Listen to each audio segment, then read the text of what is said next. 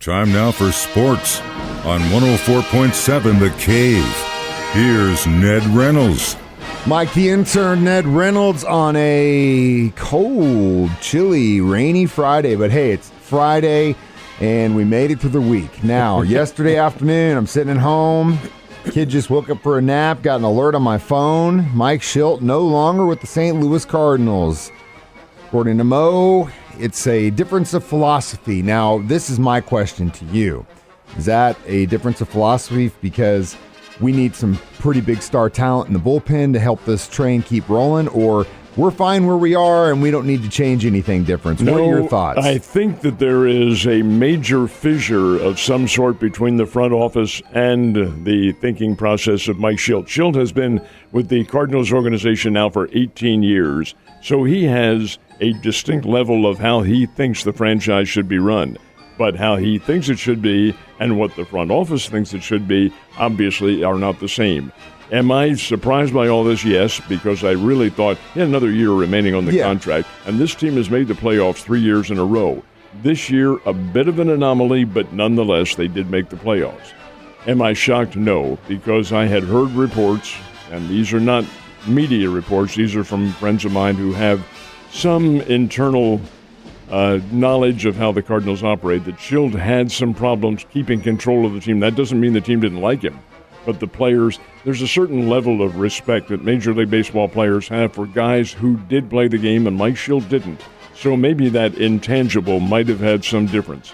The fact that the Cardinals got in the playoffs with that 17-game winning streak helped to kind of shield from a lot of the fans what the team played during the regular season. And therein lies the problem, because this team really underachieved much of the campaign, and they did it with some really unusual play that is not Cardinals play. Now, I think that this disagreement, and John Mozeliak talked about it in the press conference, did not necessarily reflect on this year. It reflects on a direction that the team is taking. And what really is impacting, in my mind, is that Schilt goes, but his coaching staff stays, if they want to. That tells me something, that there were some major disagreements with how the team was being run and what they should do. We talked about it, Mike, on the air here during the course of the season. Cardinals were playing long ball, getting guys up there swinging for the fence. Where is the small ball aspect of this game? Where are you playing hit and run, steals? Well, later on, the Cardinals did start to steal. Month Tommy Edman had a couple of them in the playoffs, and they were playing that level of small ball. But could you direct the ball to where shifts had not impacted what you do? No, they weren't, until later in the season. So there were probably some major differences in how the team operates. They being the Cardinals front office, is not going to elaborate on what that is, but the fact is that there was obviously a major disagreement. Bottom line, Mike Schilt's a great manager. He really is. I think. I mean, we saw him down here. I thought he was a good manager. But I think you're right when you say the players coach thing. Sometimes players are like, "What does this guy know?" And then it's kind of goes back to what I said about Gruden. The problem is a lot of the time these guys don't want to play for that guy. And when you had your Tom Ali interview, he said that 50-50 of the guys in the league are here for the team and 50-50 here for the money. Now you've got to compound that with a guy who may or may not have played the game and all these other things, and maybe you just need to find a player's coach. In any profession, when the organization doesn't come together and you don't win, you have problems. You definitely do. So do you think they're going to stay within the organization and promote up, or they're going to look for somebody else? Oh, I think they stay from within. That's been the Cardinals' motif for many years. You read Shane Dienst, and then you had, most recently Mike Matheny, who in fact replaced Schilt, who's been with the Cardinals for 18 years now. So I think they'll probably explore some individuals who may not necessarily be with the team right now, like a Joe McEwing, who's with the Chicago White Sox under La Russa.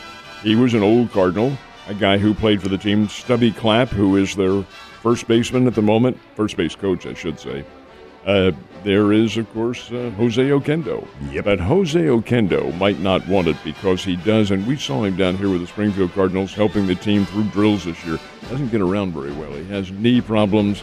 So from that aspect, you're talking about 162 games, piloting a team. There may be problems along those lines if, in fact, he is one of the candidates. But, yes, the answer is I think they do come from within. Whether they're either with the organization now or have been in the past. They have some Cardinal blood with them. Yeah, and I think you're right. At least in that aspect, as long as they've been with the team, we might see him come back. It'll be an interesting couple weeks to see how they pull this off. Crazy drama. It feels like, season's not even over yet. So yesterday had some concern about some of the players that didn't practice for the Kansas City Chiefs. Probably my biggest concern is Tyreek Hill.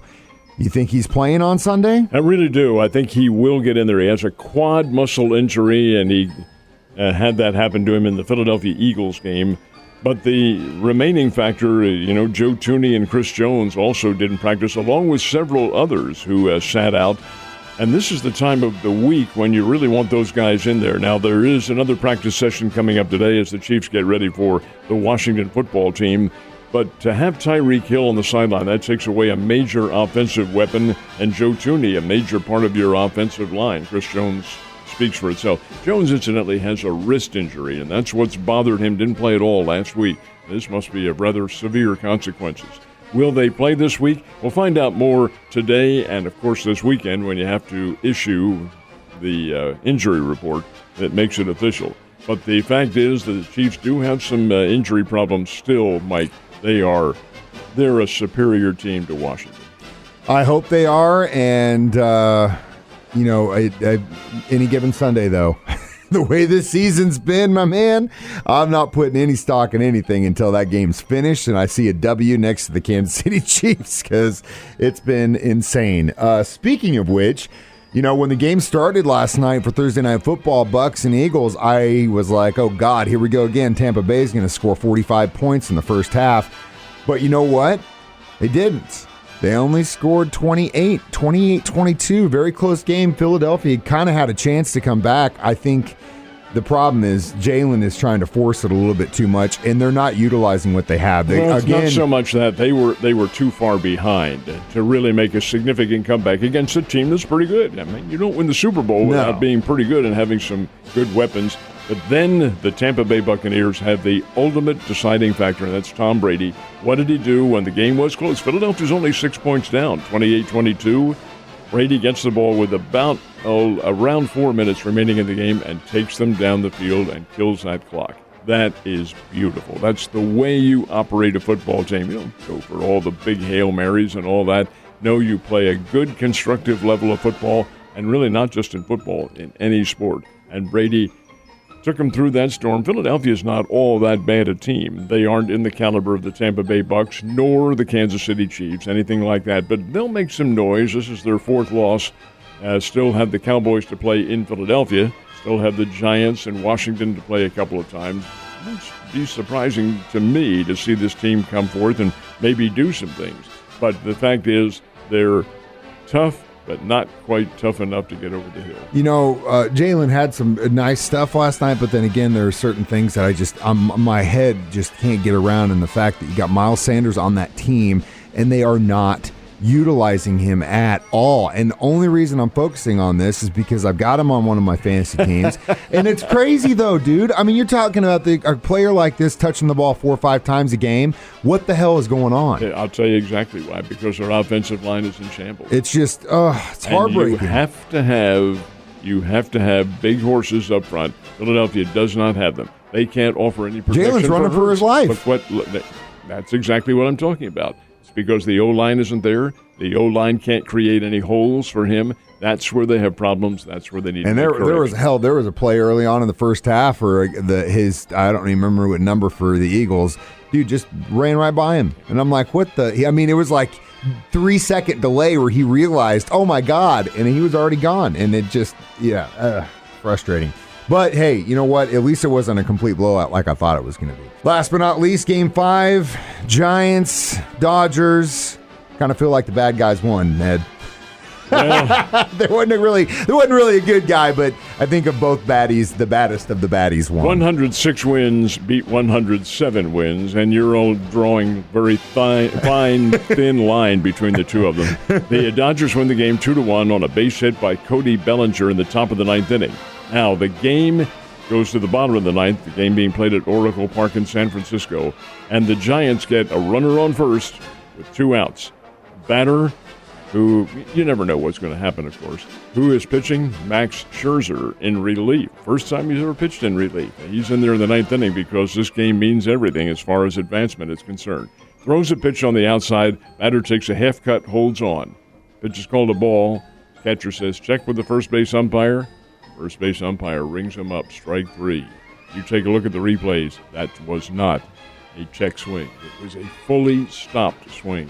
And the umpire, who said, well, I didn't have the chance to see the replay, well, he called him out, and that's the way the game ended. The argument to that is, and this is from a reporter standpoint, in basketball, there's an unwritten rule that in the final 10 to 5 seconds of a close game, you let the players play. Same thing in baseball. You don't come to a finite decision like that, in my opinion, and strike out a guy to end a game that is a key playoff game.